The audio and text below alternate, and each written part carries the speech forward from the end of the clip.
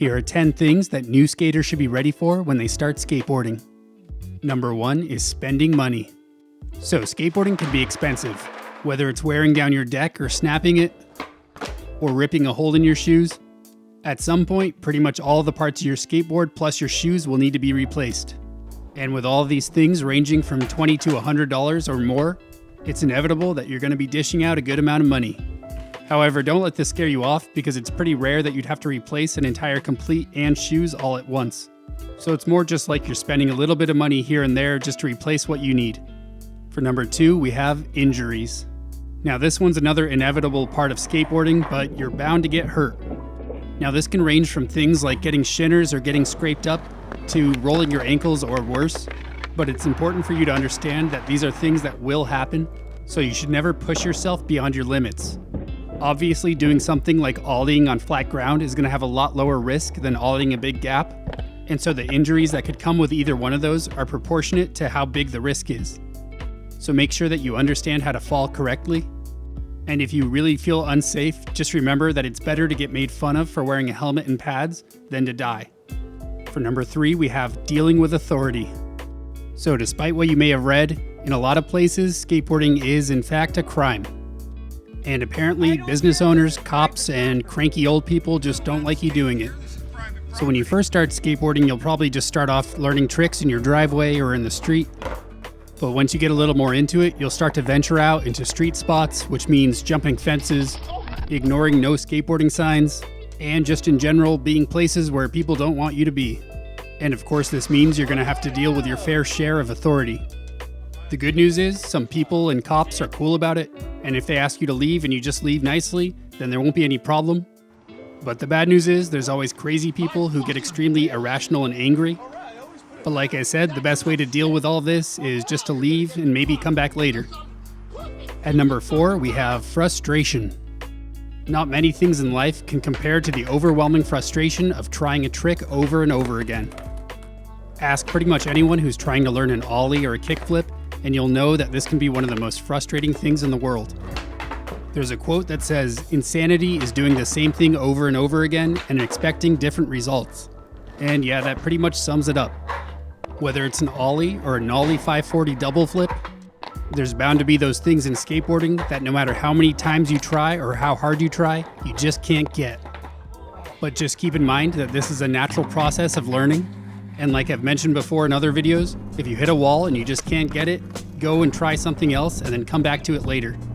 But there is an upside to all this frustration, and that's number 5, which is the best feeling in the world. There are fewer better feelings to a skateboarder than having tried a trick countless times and then finally landing it perfectly. It can be easy to lose motivation when you're stuck on something and just not want to try anymore, but when you finally stomp that trick, it's got to be one of the best feelings in the world, which is all the motivation you need.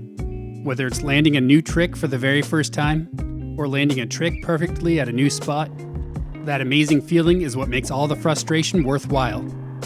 Number 6 is getting sore in weird places.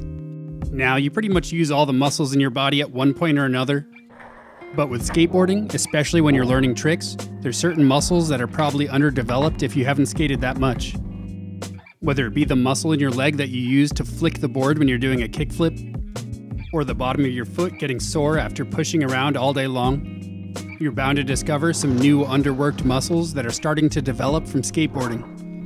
And most of the time, you'll go out all day skateboarding, and it won't be till the next day when you wake up that you discover that your tibialis anterior muscle is sore from doing all those tray flips. And the good news is, after you skate for long enough, you'll start to develop all these muscles, which will not only make you a better skater, but it'll mean you're just more fit in general. At number 7, we have the sense of community. So this is probably one of the best parts about skateboarding besides the physical aspects of it. In general, skateboarders gravitate towards other skateboarders. You can go to a skate park and not know anyone there, and then land a trick and everyone will clap for you.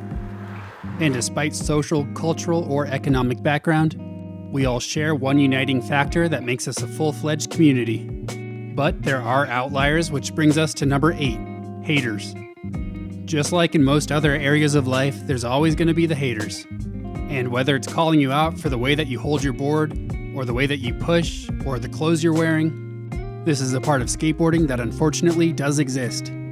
Luckily, nowadays, it seems like these types of haters and trolls are relegated to the internet. And unless you live in a pretty unsavory place, it's pretty rare that someone would actually call you out for this in person.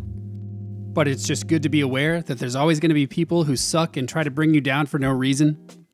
And as long as you're doing what you love to do in the way you want to do it and you're having fun, then this should all be background noise and you shouldn't let it bother you.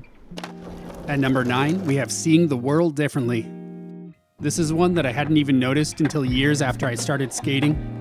But after you're a skateboarder, you really do start to see the world and everyday objects completely differently. Benches and stairs are no longer just places to sit down and to walk. Ditches aren't just for overflowing water. And now something as simple as a curb can be a full-on skate spot. It's hard to remember what it was like driving down the street before I skated and just seeing all these objects and not paying any attention to them. Because once you start skateboarding, you really do just see the world as a big skate park. And finally, at number 10, we have obsession. So most likely, you started skateboarding because a friend or a family member does it, or you saw it on the internet. So you get interested and you get a skateboard. And then you push around on it and you start trying tricks, and it's a lot of fun, but it's also really hard. And then maybe you learn a couple tricks, and then you get to a point where you're kind of stuck, and then you get really frustrated. And then you try them over and over again, and you just can't get it, and then you get really unmotivated, and then you just want to quit. So you put your skateboard away and you go to bed, but then you can't stop thinking about your skateboard. So the next day you get up and you get on it again, and you keep trying the trick. And then you go on the internet and you start watching videos about how to do the trick, and that gets you into watching other skate videos and other skate parts. And then pretty soon you're watching full skate videos and contests. And your new favorite site is the Barracks, and now you're subscribed to Thrasher. And now you've gotten better, and now you have friends who skate, and then you all go out together to skate spots, and you jump fences, get kicked out, and then all head over to the skate park and spend all day there. And now it's 10 years later, and you've been doing the same thing with the same friends, skateboarding every day, and you realize that skateboarding has pretty much become your life. Well, yeah, that's pretty much how skateboarding works. So these are just a few things I wanted to throw out there, maybe get some new skaters ready for what to expect. Of course, not all of these things will apply to everyone, and they won't apply in the same ways. But it's pretty much a rough outline of the types of things I encountered when I started skateboarding. So just remember that all the good things in skateboarding definitely outweigh the bad. And now that you skateboard, you're a part of something that's so much bigger than you or anyone else in it as an individual, which is pretty amazing. So just go out there and keep skating. I'd like to thank my Patreon pledgers for always being awesome and helping support me and give me feedback. And as always, I'd like to thank you for watching, and you can like and subscribe if you want.